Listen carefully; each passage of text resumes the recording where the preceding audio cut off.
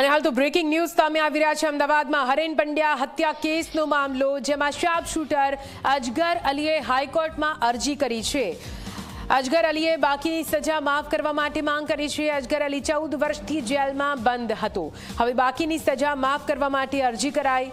અજગર અલીની અરજી પર સરકારે નિર્ણય લેવા માટે સૂચન કર્યું છે। સરકારને નિર્ણય લેવા માટે સૂચન કરતી આ અરજી જો કે સરકારને 6 મહિનામાં નિર્ણય લેવા માટે નિર્દેશ કરવામાં આવ્યો છે। મહત્વનું છે કે રાજ્યના પૂર્વ ગૃહમંત્રી એવા હરેન પંડ્યાની 2000 હત્યા થઈ હતી, જે મામલે શાર્પ શૂટર અજગર અલીની ધરપકડ કરાઈ હતી। અજગર અલીને હત્યા કેસમાં આજીવન કેદની સજા કરાઈ હતી, જેમાં તેણે 14 વર્ષ જેલમાં વિતાવ્યા છે। જો કે હવે તેણે બાકીની સજા માફ કરવા માટે હાઈકોર્ટના દ્વાર ખખડાવ્યા છે। વધુ માહિતી સાથે સંવાદદાતા દર્શલ જોડાઈ ગયા છે ફોન લાઈન પર। દર્શલ, હરેન પંડ્યા હત્યા કેસમાં જે આરોપી જેલની સજા કાપી રહ્યો છે, જો કે સજા માફ કરવા માટેની અરજી, શું કઈ માહિતી?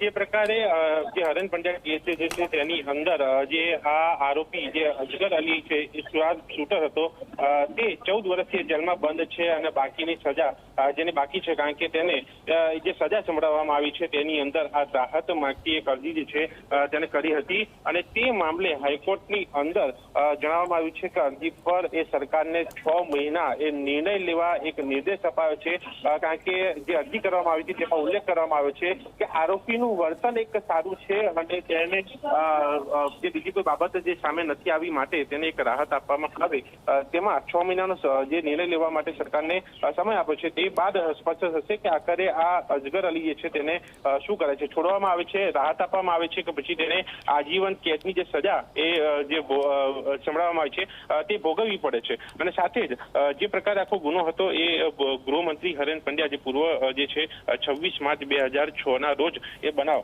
તેની અંદર જ્યારે અલગ અલગ આરોપીઓ સામેની એક કાર્યવાહી કરવામાં આવી અને તેમાં એક વચ્ચે કેટલાક આરોપીઓને છોડવામાં આવ્યા, પરંતુ સુપ્રીમ કોર્ટમાં કેસ જતા એ આરોપીને દોષી જાહેર કરીને એ તમામ આરોપીઓ જ્યારે સજા ભોગવી રહ્યા છે તેની અંદર આ આરોપીએ એક રાહત માંગતી અરજી કરી હતી અને તેમાં એ સરકારને 6 મહિનાનો સંપર્ક જે સમય જે છે આપવામાં આવે છે। સાથે આવી જ રીતે એક અન્ય એક આરોપીએ પણ એક અરજી કરી હતી, તેની અંદર પણ આ જ પ્રકારે 6 મહિનાનો સમય જે છે આપવામાં આવે છે। ત્યારે જોવાનું રહે છે કે તેની અંદર શું સરકાર તરફથી એ જવાબ રજૂ કરવામાં આવે છે અને તે બાદ આ અજગર અલીને એ રાહત મળે છે કે પછી તેને પોતાની સજા એ કન્ટિન્યુ રાખવી પડે છે।